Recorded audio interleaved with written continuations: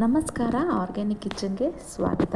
ಇವತ್ತು ನಾನು ಮಾಡ್ತಾ ಇರುವಂಥ ರೆಸಿಪಿ ಒಂದು ಆರೋಗ್ಯಕರವಾದಂತಹ, ಆರೋಗ್ಯಕ್ಕೆ ತುಂಬಾ ಉಪಯುಕ್ತವಾಗಿರುವಂತಹ ಸುಂಡೆಕಾಯಿಯ ಹುಳಿ ಮಾಡ್ತಾಯಿದ್ದೀನಿ.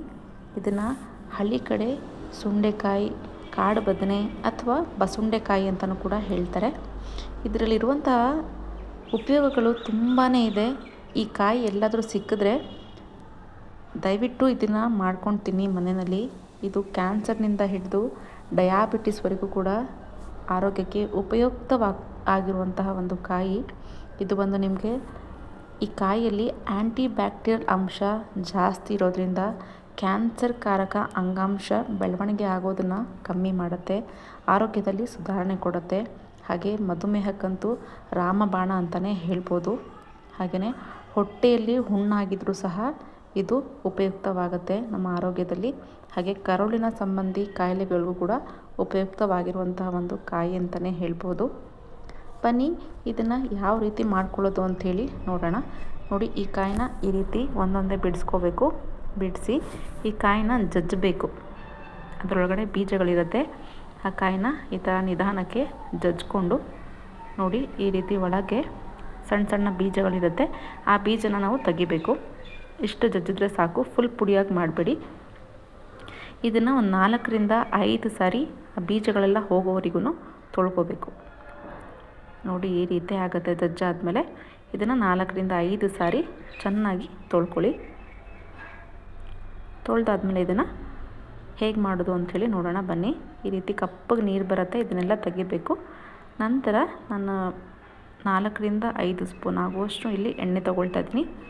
ನಂತರ ಸಾಸಿವೆ ಹಾಗೆ ಜೀರಿಗೆ, ಸ್ವಲ್ಪ ಅರಿಶಿನ ಹಾಕ್ಕೊಳ್ತಾ ಇದ್ದೀನಿ. ನಂತರ ಈ ಸಾಂಬಾರಿನಲ್ಲಿ ನಾವು ಹೆಚ್ಚಿಗೆ ಸುಂಡೆಕಾಯಿನೇ ಹಾಕೋದ್ರಿಂದ ಬರೀ ಅದೊಂದೇ ಇದ್ದರೆ ತಿನ್ನೋಕ್ಕಾಗೋದಿಲ್ಲ. ಹಾಗೆಯೇ ಜೊತೆಗೆ ನಾನು ಇಲ್ಲಿ ಬೆಳ್ಳುಳ್ಳಿನ ಹಾಕ್ಕೊಳ್ತಿದ್ದೀನಿ. ಹೆಚ್ಚಿಗೆ ಹಾಕ್ಕೊಳ್ಳಿ ಸ್ವಲ್ಪ.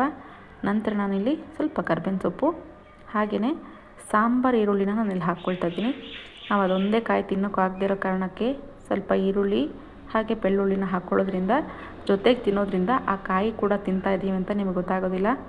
ಸಾಂಬಾರು ಈರುಳ್ಳಿ ಹಾಗೆ ಬೆಳ್ಳುಳ್ಳಿ ನಮಗೆ ಬೇರೆಯೇ ಟೇಸ್ಟ್ ಕೊಡುತ್ತೆ ಸಾಂಬಾರುಗಳಲ್ಲಿ ಹಾಕೋದ್ರಿಂದ. ಇದ್ರ ಜೊತೆಗೆ ಹಾಕ್ಕೊಂಡು ಎಣ್ಣೆಯಲ್ಲಿ ಚೆನ್ನಾಗಿ ಕಂದು ಬಣ್ಣ ಬರೋವರೆಗೂ ಇದನ್ನು ಫ್ರೈ ಮಾಡ್ಕೋಬೇಕು. ಇದ್ರ ಜೊತೆ ನಾನು ಅಲ್ಲಿ ಜಜ್ಜಿ ತೊಳೆದಿಟ್ಕೊಂಡಿದ್ದೀವಲ್ವ ಸುಂಡೆಕಾಯಿ, ಅದನ್ನು ಕೂಡ ಹಾಕ್ಕೊಂಡು ಇಲ್ಲಿ 4ರಿಂದ 5 ನಿಮಿಷಗಳ ಕಾಲ ಕಂದು ಬಣ್ಣ ಬರೋವರೆಗೂ ಇದನ್ನು ಹುರ್ಕೋಬೇಕು. ಇದು ಫ್ರೈ ಆಗ್ತಿರಲಿ, ಆವಾಗವರೆಗೆ ನಾವು ಇದಕ್ಕೆ ಮಸಾಲೆನ ರೆಡಿ ಮಾಡ್ಕೊಳ್ಳೋಣ. ಮಸಾಲೆ ಏನು ಹೆಚ್ಚಿಗೆ ಏನಿಲ್ಲ, 10ರಿಂದ 15 ಎಸ್ಲು ಆಗುವಷ್ಟು ಬೆಳ್ಳುಳ್ಳಿನ ಹಾಕ್ಕೊಳ್ತಾ ಇದ್ದೀನಿ. ಹಾಗೆ ಒಂದು 4ರಿಂದ 5 ಸ್ಲೈಸಸ್ ಥರ ಮಾಡಿ ಈರುಳ್ಳಿನ ಹಾಕ್ಕೊಳ್ತಾ ಇದ್ದೀನಿ. ಒಂದು 4 ಟೊಮೆಟೊನೂ ಸಹ ಹಾಕ್ಕೊಳ್ತಾ ಇದ್ದೀನಿ. ಹಾಕ್ಕೊಂಡು ಇದು ಕೂಡ ನಮಗೆ ಇಲ್ಲಿ ಹಸಿ ವಾಸನೆ ಹೋಗಬೇಕು, ಆವಾಗವರೆಗೆ ಇದನ್ನು ಹುರ್ಕೋಬೇಕು. ಇದೇನಿಲ್ಲ ಅಂದರೂ 4ರಿಂದ 5 ಜನ ಆರಾಮಾಗಿ ತಿನ್ನಬಹುದು. ಟೊಮ್ಯಾಟೊ ಸಹ ಹಾಕ್ಕೊಂಡು ಕಂದು ಬಣ್ಣ ಬರೋವರೆಗೂ ಹುರ್ಕೊಂಡು ಇದನ್ನು ತಣ್ಣಗಾದ್ಮೇಲೆ ಇದನ್ನು ರುಬ್ಕೊಂಬರೋಣ. ಈ ರೀತಿ ಕಂದು ಬಣ್ಣ ಬರೋವರೆಗೂ ಇದನ್ನು ಫ್ರೈ ಮಾಡಿಕೊಂಡು, ನಿಮಗೆ ಸ್ವಲ್ಪ ಗೊಜ್ಜು ಜಾಸ್ತಿನೇ ಬೇಕು ಅಂತ ಹೇಳಿದ್ರೆ ಕಾಯಿನ ಹಾಕ್ಕೊಳ್ಳಿ. ಕಾಯಿ ಇಷ್ಟ ಆಗಲ್ಲ ಅಂತ ಹೇಳೋರು ಸ್ಕಿಪ್ ಮಾಡ್ಕೊಳ್ಳಿ. ಜಾಸ್ತಿ ಜನ ಇದ್ದೀವಿ, ನಮ್ಗೆ ಬರೀ ಇದು ಮಸಾಲೆ ಸಾಕಾಗಲ್ಲ ಅನ್ನೋರು ಕಾಯಿನ ಯೂಸ್ ಮಾಡ್ಕೋಬಹುದು. ಈ ರೀತಿ ಮಸಾಲೆನ ಹಾಕ್ಕೊಂಡು ಕೊನೆಯಲ್ಲಿ ಸ್ವಲ್ಪ ಕೊತ್ತಂಬರಿ ಹಾಕ್ಕೊಂಡು ನುಣ್ಣಗೆ ಈ ಮಸಾಲೆನ ರುಬ್ಕೊಂಬರೋಣ. ಇದಾದಮೇಲೆ ಇಲ್ಲಿ ನಮಗೆ ಈರುಳ್ಳಿ ಹಾಗೆ ಸುಂಡೆಕಾಯಲ್ಲಿ ಫ್ರೈ ಆಗ್ತಾಯಿದ್ರೆ ಇದ್ರ ಜೊತೆಗೆ ನಾವು ಮಸಾಲೆಗಳನ್ನ ಹಾಕ್ಕೊಳ್ಳೋಣ. ಖಾರಕ್ಕೆ ನಾನಿಲ್ಲಿ 1 ಸ್ಪೂನ್ ಆಗುವಷ್ಟು ಬೇಳೆ ಸಾಂಬಾರು ಪೌಡರು, 1 ಸ್ಪೂನ್ ಆಗುವಷ್ಟು ಧನಿಯಾ ಪೌಡರ್, ಹಾಗೆಯೇ 1 ಸ್ಪೂನ್ ಆಗುವಷ್ಟು ಚಿಲ್ಲಿ ಪೌಡರ್ನ ಹಾಕ್ಕೊಳ್ತಿದ್ದೀನಿ. ಈ ಎಲ್ಲ ಮಸಾಲೆಗಳನ್ನು ಮನೆಯಲ್ಲೇ ರೆಡಿ ಮಾಡಿರುವಂಥದ್ದು, ಯಾವುದು ಪ್ಯಾಕೆಟ್ ತೊಗೊಂಡಿಲ್ಲ ನಾನಿಲ್ಲಿ. ಇದನ್ನು ಹಾಕ್ಕೊಂಡು 1 ನಿಮಿಷ ಇದನ್ನು ಫ್ರೈ ಮಾಡ್ಕೊಳ್ಳೋಣ. ಸ್ವಲ್ಪ ಹಸಿ ಮಸಾಲೆ ವಾಸನೆ ಹೋಗೋವರೆಗೂ ಇದನ್ನು ಒಂದೇ 1 ನಿಮಿಷ ಫ್ರೈ ಮಾಡಿಕೊಂಡು ಇಲ್ಲಿ ರುಬ್ಬಿರುವಂತಹ ಮಸಾಲೆನ ಇದಕ್ಕೆ ಹಾಕ್ಕೊಳ್ಳೋಣ. ರುಬ್ಬಿರೋ ಮಸಾಲೆನೂ ಇದರಲ್ಲಿ ಹಾಕ್ಕೊಂಡು ನೀಟಾಗಿ ಇದನ್ನು ಇವಾಗ 10ರಿಂದ 15 ನಿಮಿಷಗಳ ಕಾಲ ಇದು ಕುದಿಬೇಕು. ನಿಮಗೆ ಸಾಂಬಾರು ಥರ ಬೇಕು ಅಂತ ಹೇಳಿದ್ರೆ ಸಾಂಬಾರು ಥರನಾದರೂ ಮಾಡ್ಕೊಳ್ಳಿ. ಇಲ್ಲಾಂದರೆ ಗಟ್ಟಿಯಾಗಿ ಬೇಕು ಅಂತ ಹೇಳಿದ್ರೆ ಗಟ್ಟಿಯಾಗಿ ಕೂಡ ಮಾಡ್ಕೋಬೋದು. ನಾವಿಲ್ಲಿ ಹುಳಿ ಮಾಡ್ತಾ ಇರೋದ್ರಿಂದ ಇದು ಗೊಜ್ಜು ಥರ ಇದ್ರೇ ಚೆನ್ನಾಗಿರುತ್ತೆ. ರುಚಿಗೆ ಎಷ್ಟು ಬೇಕೋ ಅಷ್ಟು ಉಪ್ಪು ಹಾಕ್ಕೊಂಡು, ಇಲ್ಲಿ ನಮಗೆ ಹುಳಿ ಹಾಗೆ ಖಾರ ಹೆಚ್ಚಾಗಿ ಇರಬೇಕು ಈ ಸಾಂಬಾರಿನಲ್ಲಿ, ಆವಾಗಲೇ ನಮಗೆ ತಿನ್ನೋಕ್ಕೆ ಚೆನ್ನಾಗಿರುತ್ತೆ. ಹುಳಿ ಸಹ ನಾನು 1 ಬೌಲ್ ಆಗುವಷ್ಟು ಹುಳಿ ಹಾಕ್ಕೊಳ್ತಾ ಇದ್ದೀನಿ. ನೆನೆಸಿ ಕಿವುಚಿಟ್ಕೊಂಡಿರುವಂಥದ್ದು 1 ಬೌಲ್ ಆಗೋಷ್ಟು ಹಾಕ್ಕೊಂಡು 10 ರಿಂದ 15 ನಿಮಿಷಗಳ ಕಾಲ ಇದನ್ನು ಕುದಿಯೋಕೆ ಬಿಟ್ಟರೆ ನಿಮಗೆ ಸುಂಡೆಕಾಯಿಯ ಹುಳಿ ರೆಡಿಯಾಗುತ್ತೆ.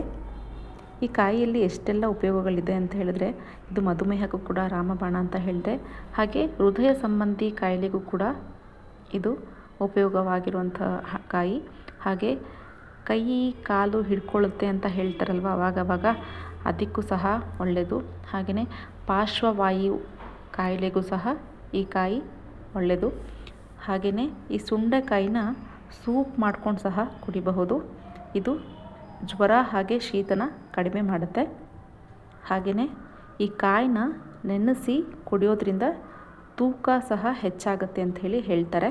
ಹಾಗಾಗಿ ಈ ಕಾಯಿ ಎಲ್ಲಾದರೂ ಸಿಕ್ಕಿದ್ರೆ ಮಿಸ್ ಮಾಡದೆ ಈ ಥರ ಒಂದು ರೆಸಿಪಿನ ಮಾಡ್ಕೊಂಡು ತಿನ್ನಿ.